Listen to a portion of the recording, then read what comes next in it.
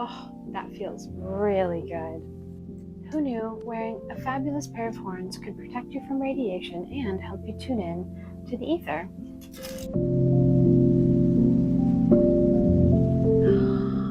Look at that.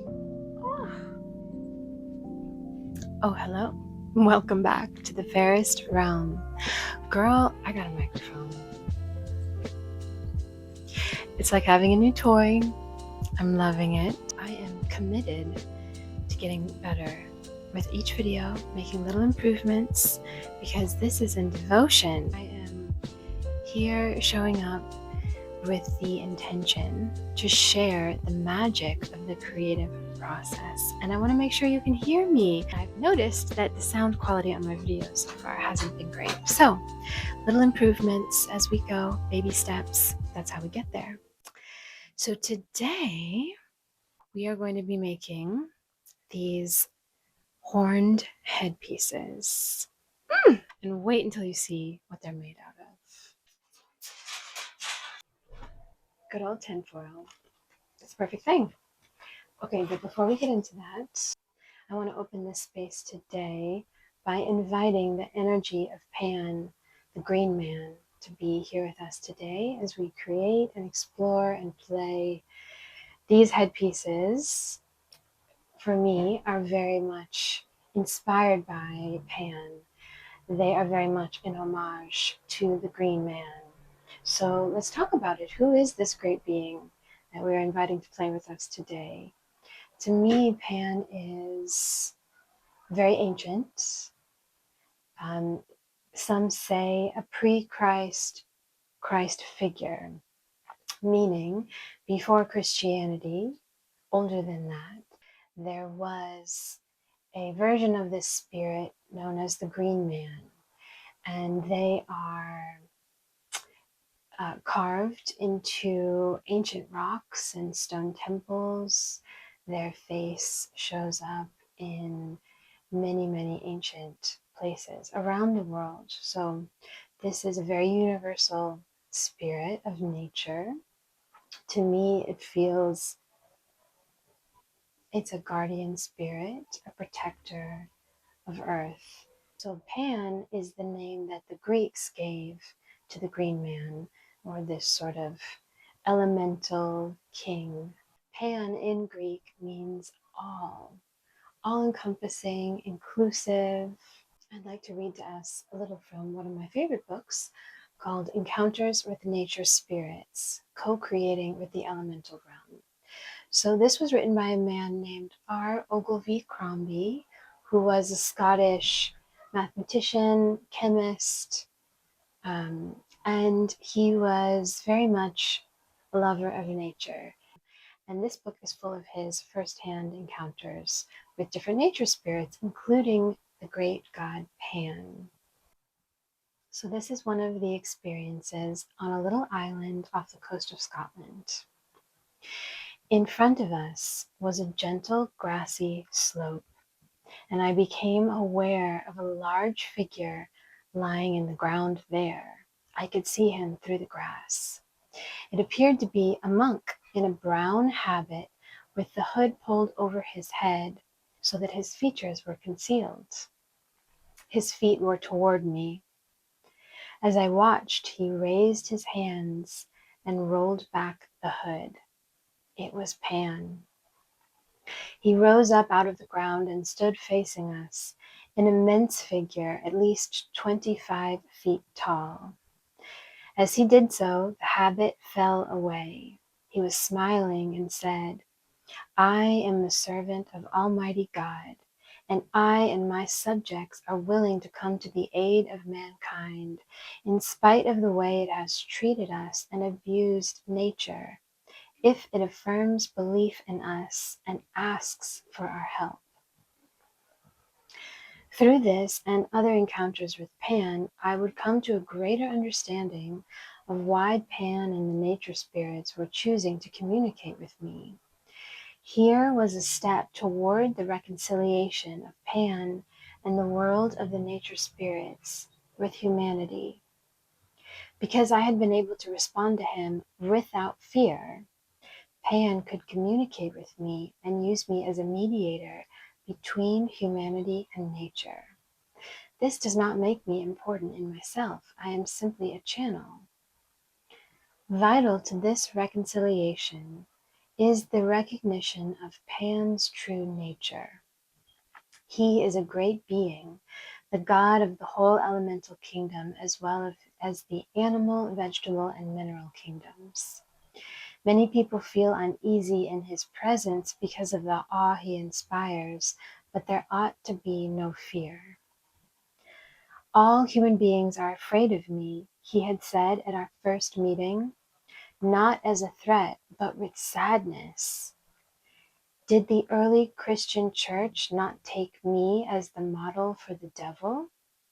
That is why Pan is feared, because of the image projected onto them.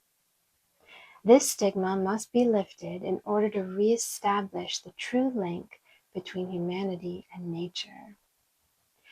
Pan has said to me he would prefer not to be represented in any material form at all.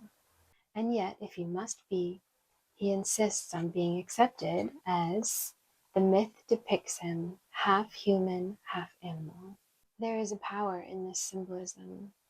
The human half represents intellect, united with a powerful, mysterious, deep energy represented by the animal half, an energy not yet revealed in humanity. It is important to consider Pan and the nature spirits in their own right when they take on these human-like forms, and do not compare them with our perception of human beauty. Some people assume that Pan must be ugly. This is far from the case. In his own right, he is one of the most beautiful beings I have ever seen. We also see Pan mirrored in the myth of Peter Pan as this childlike expression of feral joy and playfulness and imagination. And of course, Peter Pan has a relationship with the fairies. So there's a lot of layers of symbolism when we go into Pan or the Green Man, or this beautiful ancient myth of the king of the nature spirits, the protector of the realm of nature. And even though Pan may be considered a he or a king, I refer to Pan as they, because the name Pan means all, and I feel like it would honor the spirit of Pan to recognize them as all-encompassing and not just one gender, because truly a spirit is out beyond the binary.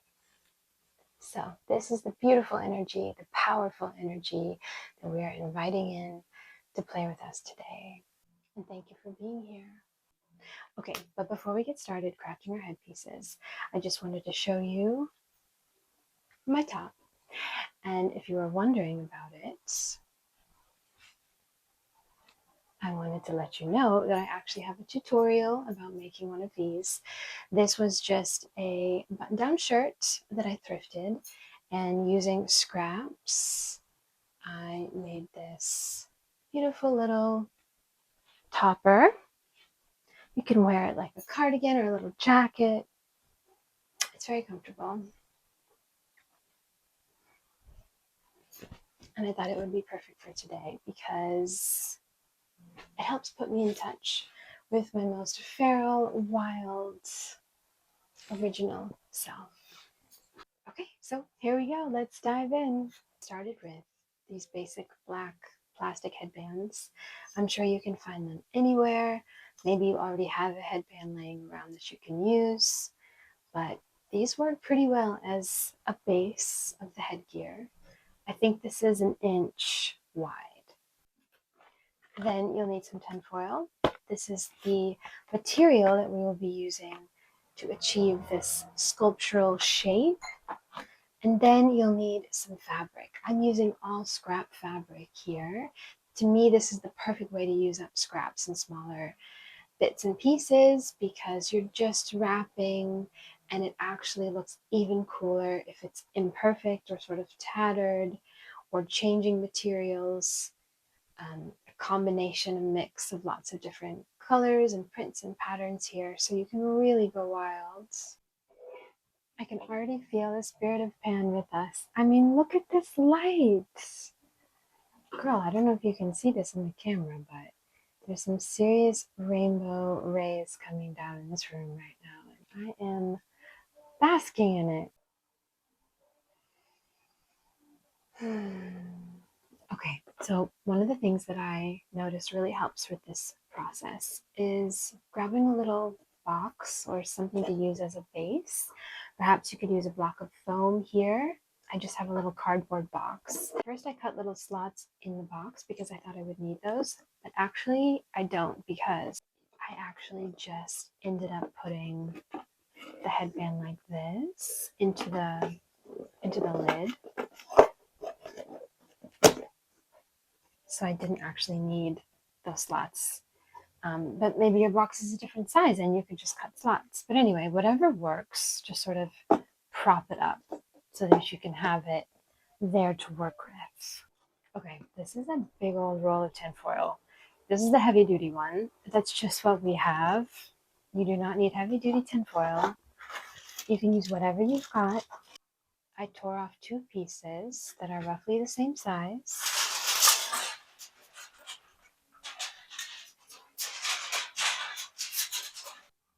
Oh my gosh, now we're getting rainbows. Look at this green arc. I swear. See, when you call on Pan or the Green Man, they really do show up, y'all. Okay, so I've got my my tin foil. I know this is probably a little loud, especially with the microphone, so I might have to cut out some of this sound. Tin foil is actually known to make a sound called the tinfoil cry. I learned that from an oracle card that I will be reading you. Okay. But it's like a very distinctive sound and maybe not the most pleasant sound. Girl, the tinfoil will be heard, okay? Okay, so I'm just going to kind of crush and roll this into a tube of some sort.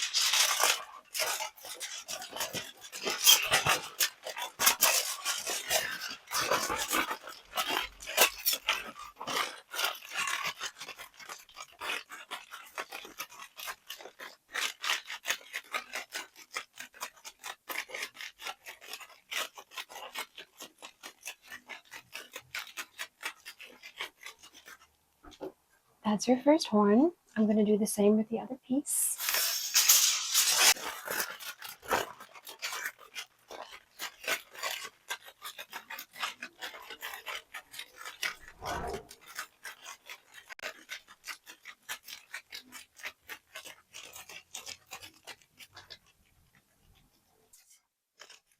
Okay, so once I have my 2 pieces, tear a little piece like this, a little strip, and that's how we'll attach them to the headband to start.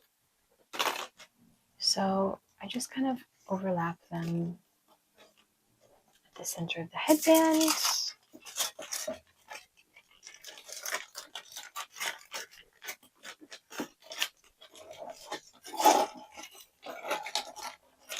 I hope you can see this okay.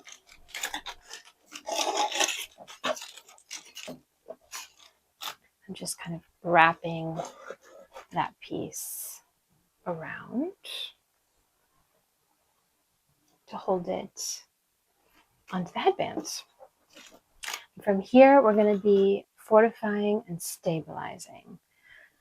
So I think what I'll do first is begin to set the curve of the horns. And this can be whatever you want. You know, I'm seeing this beam of light kind of going like this right now. So I'm thinking I'll kind of just follow that and maybe do a gentle sloping upward horn instead of a spiral. And we'll make another pair together. We'll do both. So maybe something like this.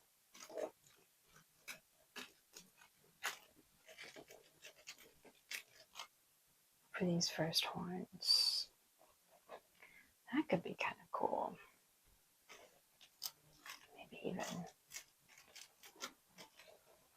Maybe something like that. Okay. So with just little strips of tinfoil, I like to kind of reinforce the middle.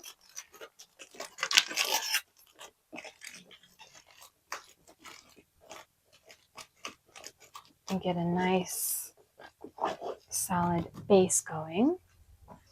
And then I'm going to start to build up the horns because I want these to be substantial, thick, if you will. So I've noticed working with smaller pieces of tinfoil from this point will be easier to navigate. So you may just want to tear irregular strips.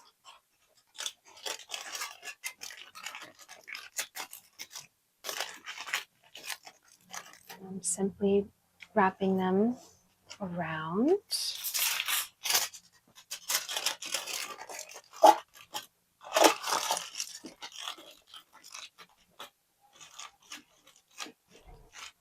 And crush it down as you go so that you're making sure the shape has some integrity.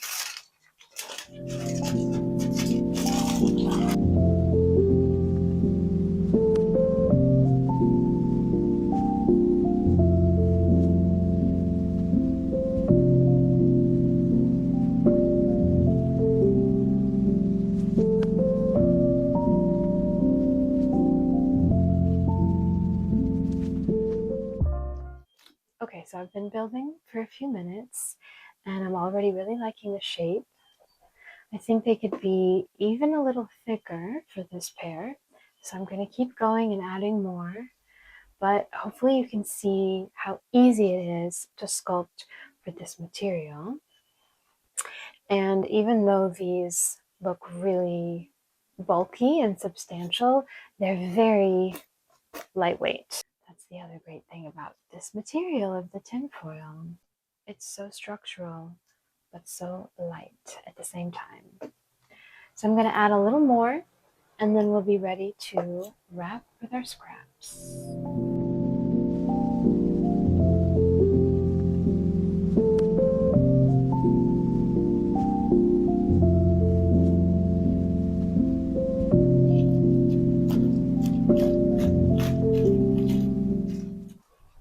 Okay, I think that's about there. And, you know, nothing has to be perfect because this is all getting covered with the fabric.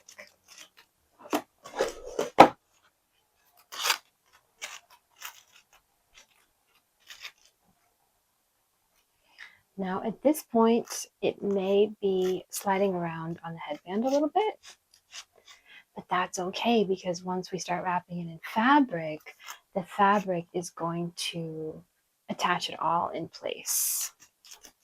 So I have a whole pile of scraps here. And I just pulled these colors that look very woodsy or mossy. So browns and greens. I have some scraps of leather here. I get this at our local community scrap exchange. So a lot of artists or companies will bring their materials there when they can't use them anymore. So for instance, like a company who's making leather bags will end up with scraps like this. And luckily, some companies know to seek out their local reuse exchange center, which I hope every community has. The one near me is called the Creative Reuse Center. It's in Rhode Island, so not too far from where I am in Massachusetts. It's about a 40 minute drive. So I feel really lucky to have that resource in my area, but definitely look up what is in your area. And in one of the next videos that I will be doing, I'll take you on a little tour of the Creative Reuse Center. So they have a whole bin there of leather scraps like this, and this is where I picked these up. I have some soft velvety fabric that I thrifted. I think this was from Curtains. I have a little bit of plant-dyed silk from another project. And then this was a pillowcase that I thrifted. It had a lion and a tiger on it, and I cut out those faces for other projects somewhere around here. But there's all of this great sort of grass and green. You know, it was a print of the wildcats out in nature. So I'm going to be cutting up this. See, even when you've cut out all your applique, the fabric can still give you so much more. So I'm just going to be cutting these pieces up into 2 or 3 inch scraps just so they're easy to wrap, kind of like a gauze bandage. We're going to be just wrapping and wrapping and wrapping, or like a mummy of some sort. So I'll just be preparing these pieces and then we'll wrap together.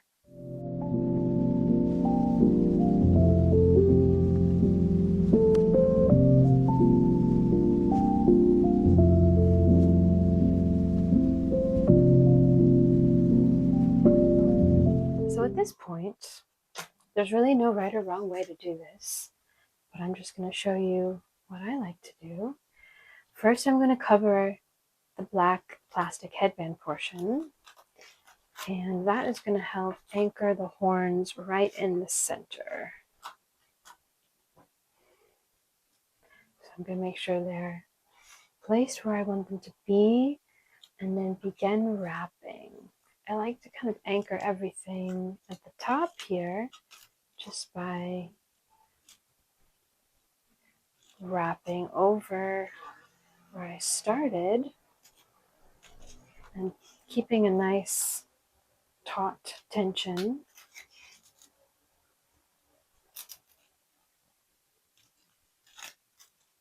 Maybe going around a couple times and then back up. And then back down. Oops.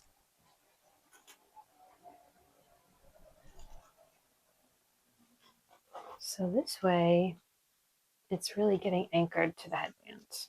And then I'll use this extra fabric and go down the headband. And just kind of overlap the wrapping.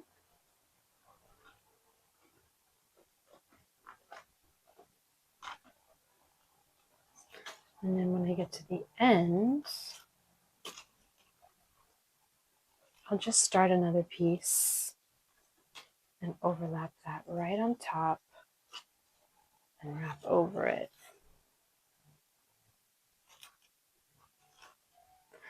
At the bottom of the headband, where it's going to be behind your ear, I like to add some padding to make it more comfortable to wear. So I'm going to wrap this quite a few times just here at the base for some extra cushion. That way it doesn't give you a headache after you wear it for a while. And then I'll just wrap back up.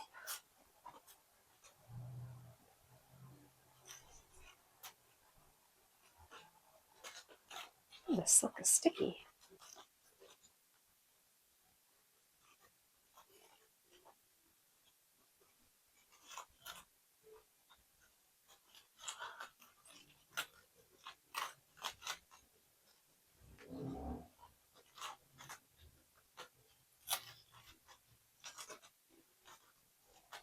So it's looking pretty good already. I'm going to start my next piece.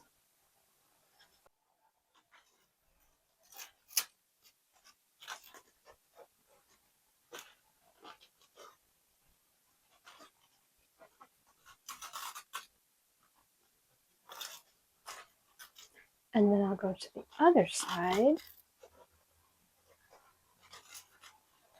and begin that same process, anchoring to the headband.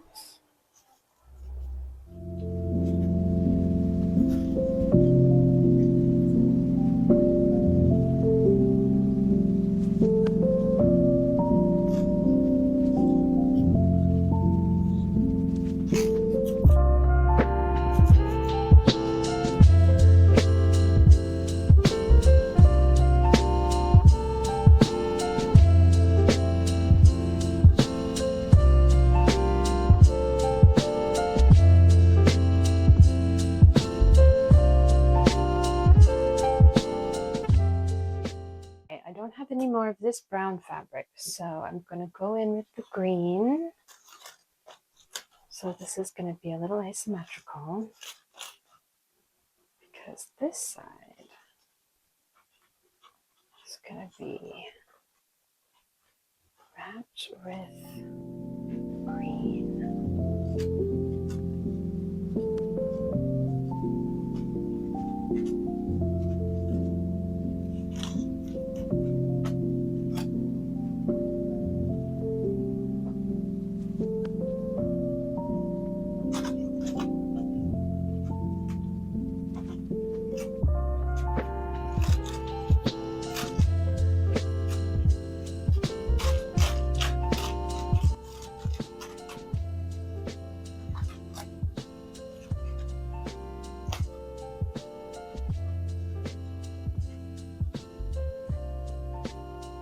Okay, so now I have both sides of the headband wrapped. I have the top secure. I'm just holding this down because this is the end of the piece that I'm wrapping now. And I'm just going to keep wrapping, and I'm going to switch up the colors as I go because my goal for this one is to be very sort of feral and wild.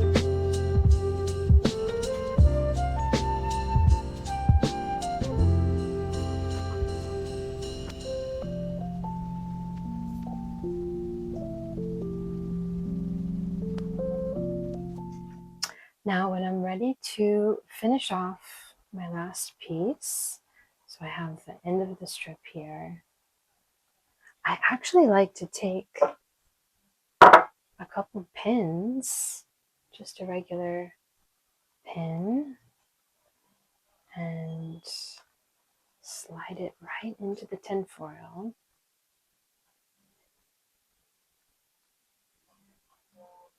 And just make sure the tinfoil is thick enough where it won't poke through the other side, or place it in a part of the horn, or place it in such an angle that it's not popping through, because you don't want that sharp end to come out.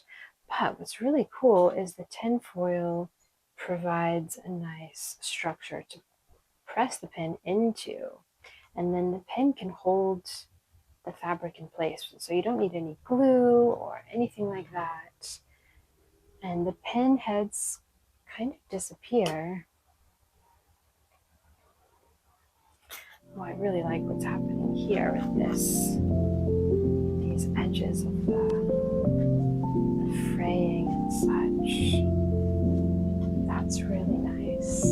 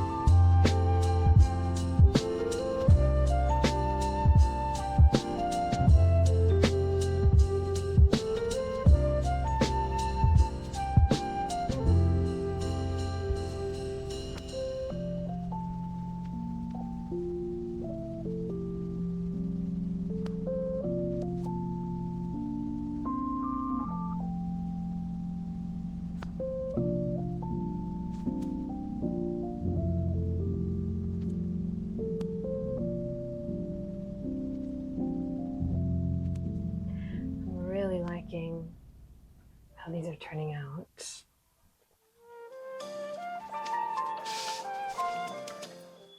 So you can see where I've stuck the pins in, but it's very subtle. And if anything, it kind of adds like a little stud effect or a little rivet. So I think it's super cool, even if you see the pins. I really like that this green velvety fabric is fraying with these strings. I think that's really fun. And I want to add even more of that. So I'm going to take this brown leather and cut this up into thin little strips and then just tie it around the horns so that the leather can be hanging as strips. I think that would look really cool. And then they feel just about finished to me.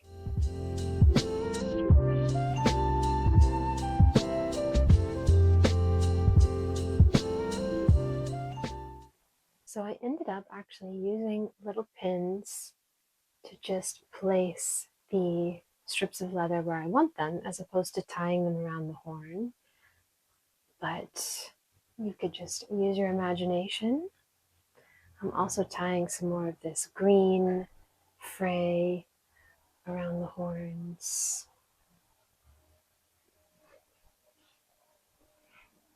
I'm really happy with how these are coming out. Just gonna add a little more leather to go fully feral with these horns. You know, it's interesting how Pan ended up becoming associated with the devil. And this was sort of a cartoonish depiction that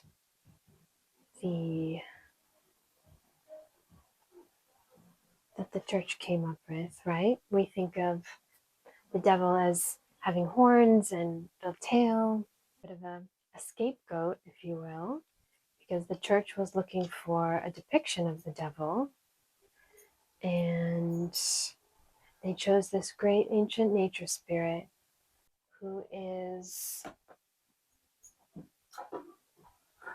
overseeing all the growing things, all the plants, all the animal life, all the crystals. And somehow this great being became the devil. And that's how it goes, because so much of our world today has been inverted and flipped upside down. So it's through these myths and these ancient tales that we remember it was not always this way. It's funny to think about a scapegoat because the goat has horns. So, but you know, when you know yourself so well, people will turn you into a scapegoat. They will project on you, but that's not your problem. Okay, friends, I think this is really getting there. I'm quite liking it. Let's try them on. Oh, that feels really good. Okay, so the thing about these horns is because they're made out of the tinfoil, they are moldable. So you can play around with the shape, you can bend them in, you can pull them out. You can also adjust them forward or backward to balance them on your head, because once they're fully balanced, they should feel practically lightweight, like nothing. But if they are tipping too far forward or too far back, it may pull a little bit. So just get it on your head and get the balance going the way you like it. And you can always adjust that. You know, you can pull the horns forward, you can pull the horns back, and just get it to where you like it. Oh, yes. I think I need a little more leather right here. And maybe a couple more strings on that side. But these are very cool horns. Okay, let's make another one. And this time I'm thinking, let's go the opposite direction. If these are sort of feral and woodland and masculine and kind of wild, let's make a pair that's like really over the top, feminine, whimsical, girly. I found this fabric at the thrift store. It has the sweetest little scenes. It kind of reminds me of like old paintings, a bit of a Renaissance vibe. So I'm thinking we make a cute little pair, very girly, more like fairy horns. So we can have some femme to the masculine. Okay, so I have one piece made, and this is the width of the roll. And I'm thinking the base of the horns could be this length. So for these ones, each single horn is one of these. But I think for this little sort of miniature pair of horns, I could use just this one as the base here. So let me get it out.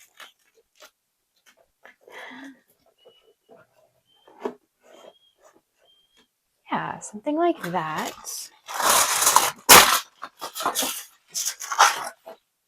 So I'm going to anchor these down with my little strip.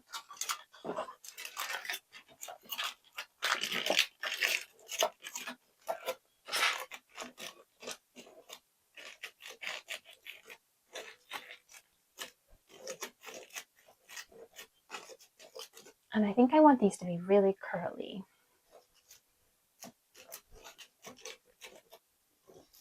Almost like little antenna. So cute. And maybe they can kind of spiral like a little corkscrew. Oh, that's so cute already.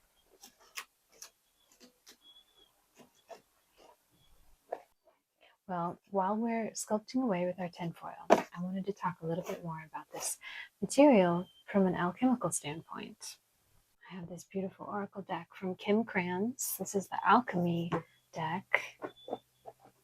And I actually found the perfect box at the thrift store to keep the cards in, because the cards are this hexagon shape. And it was just a wooden box, and I painted the lid. So I just wanted to show you these beautiful cards. So this is the card for tin. Beautiful diamond image reflecting two individuated rainbow rays.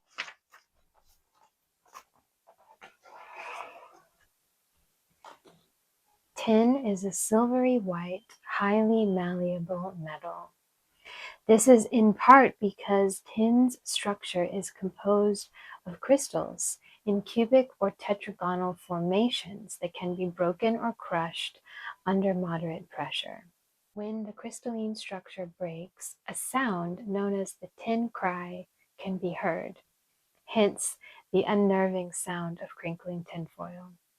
Such is the energy of tin. On one hand, it is in tin's Jupiterian nature to expand, to mobilize, to cover the whole territory. On the other hand, the metal cannot withstand much weight or pressure.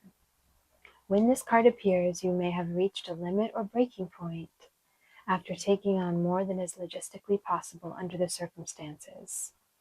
Don't take this juncture personally. More strength is required before taking the next steps to support the expansion you see in your mind's eye. Be like tin. If a good cry or wail needs to be heard, let it happen. It will release the pressure in the laboratory, and you'll have a whole new perspective. In esoteric wisdom traditions, Jupiter and tin are associated with the liver. The liver may have a wise message to reveal, perhaps about excess and balance. And it's funny because we were just talking about balancing the horns on your head.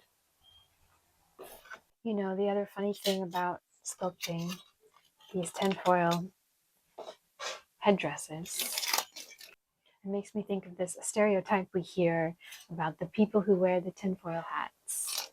So these are usually people who are seen as conspiracy theorists, or maybe a little bit of an outsider. But But you know what? Those are my people. So here we are making our own tinfoil hats. But darling, no one says they can't be fabulous. We can wrap our tinfoil hats in beautiful fabric and adornments. We can make them as colorful as we want. And you know what? No one has to know that there's tinfoil in there. But there's tinfoil in there. So I was actually doing some research about these tinfoil hats because, to be honest, I didn't quite know why people have been known for wearing tinfoil hats. And I've discovered two things, and please share with me in the comments if you have more information or if you have any experience with wearing tinfoil on your head. But in my research, I found that there's two main reasons for this phenomena of the tinfoil hats. Number one, it's to protect. So, usually you see the sort of cone hats, or like a birthday hat. Something maybe like in this shape that people would wear on their head with tinfoil. And that is apparently for protection from the 5G and the Wi-Fi and all of the radiation that's all around us. So you know what? There's good reason to protect ourselves. And this is our crown chakra. Our brain is so precious. What is it? 3 pounds of gray matter in there. And it does deserve to be protected. So I can see why, if there's a protective or shielding element about tinfoil, you might want to wear that on your head. The second reason I found for people wearing tinfoil hats is for connectivity or as antenna. So to actually consciously tune in, almost like a radio, dialing in a radio to a certain station. So perhaps these horns are more like antenna and also protective. So these are doing double duty. Who knew wearing a fabulous pair of horns could protect you from radiation and help you tune in to the ether? You just have to decide which station you want to tune into. So be careful, because there are endless options out there. And we have the power to direct the stream of our thoughts. We have the power to choose what to tune into and what to not tune into. So if you're needing a little support, a little protection, and you're looking to tune in, perhaps you'll make yourself a pair of these horns and put all your love and intention as you're making them, and then go wear them around town, girl. Boys and girls, theys and fays.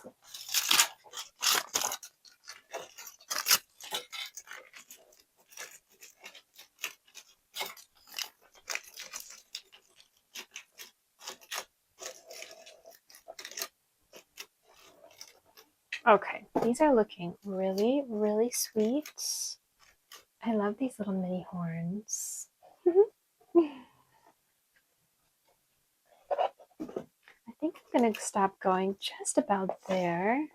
If that's even, maybe this piece just wants a little more.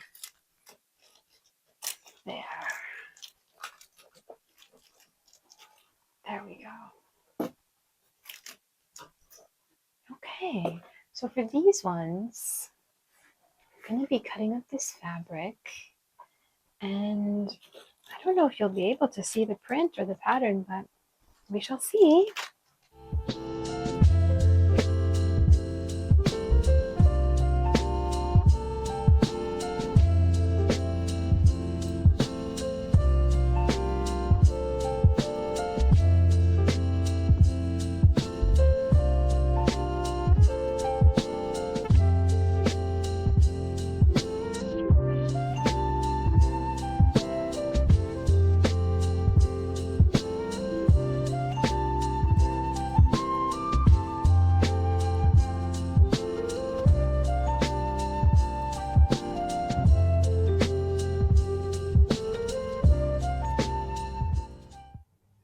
So at the bottom here, like on the other pair, I'm going to wrap extra, lots of cushion right at this part that will be behind your ear. So you get some nice padding.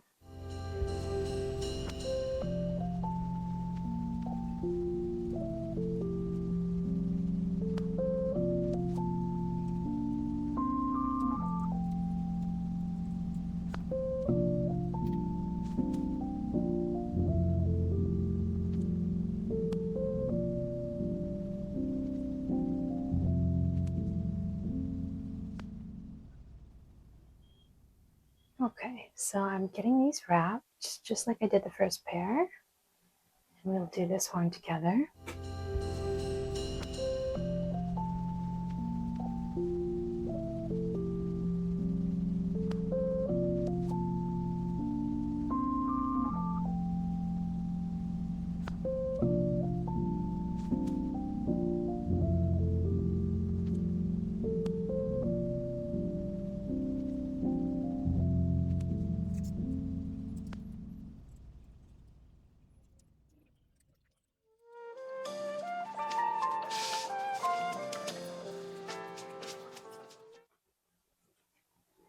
Okay, what I like to do as I approach the point is to just take a pin and anchor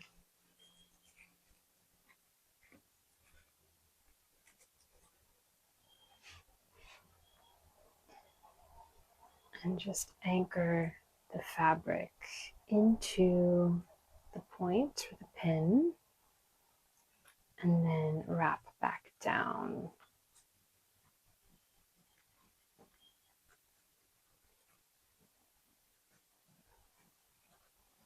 There we go. And then I'll secure that with a pin.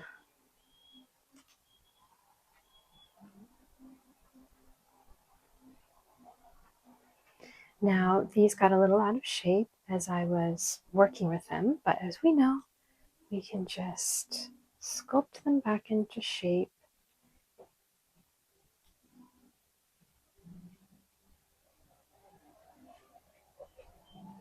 Oh my gosh, these are adorable. I love the smaller scale. Okay, now time to decorate them.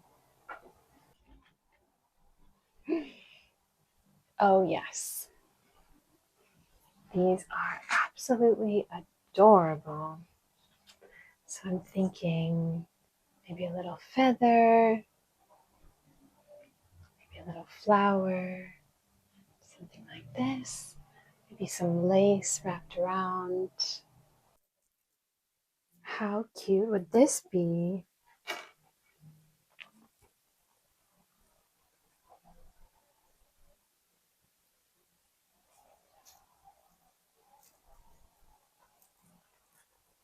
Okay, I'm thinking of like draping them there.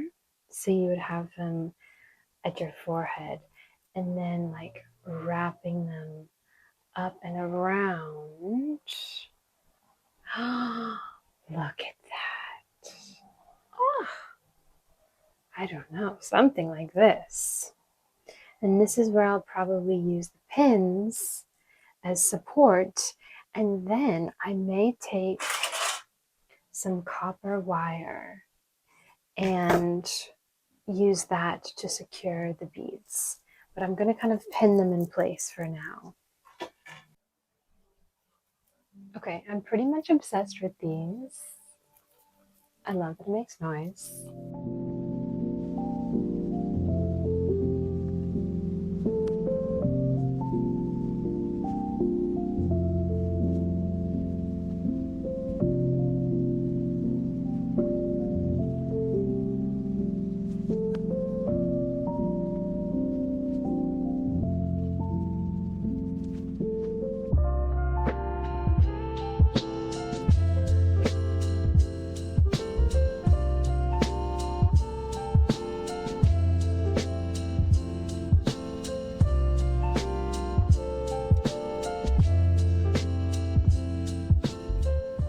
Okay, so I've attached the beads and I added this cute little ribbon with a bow.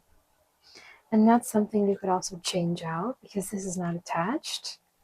I just tied it around, so you could always change out different ribbons on your headdress.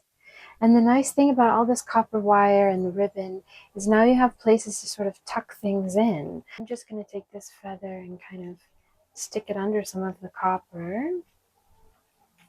And that's nice for a little texture and color there. And then I have this cute little paper flower that I think I'll put right there. And you could hot glue it on, but I like to sew things on if possible. So I just have a needle and some embroidery thread, and I'm going to just kind of stick it into the paper. It's a little tricky because it's not fabric, it's paper, but I think it will work. Oh yes.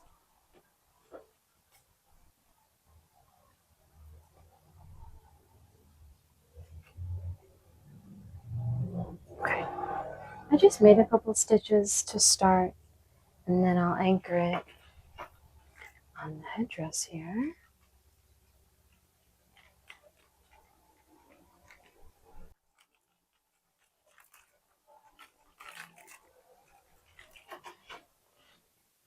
I think they came out so cute. Let's try them on.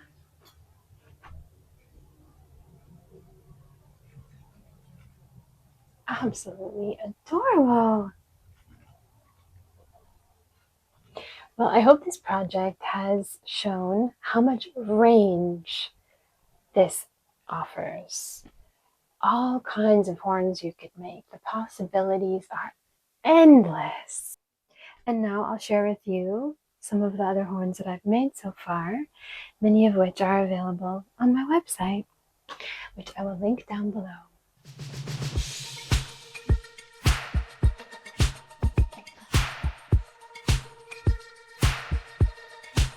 Yes, I heard that. I got to know that. It's the heat, cosmic instant. Don't we create that? Aside from the fact, just the Thank you so much for spending time with me today in this creative process. I'm so excited to see what you make. Please do share. And in the meantime, be well, and I'll see you soon.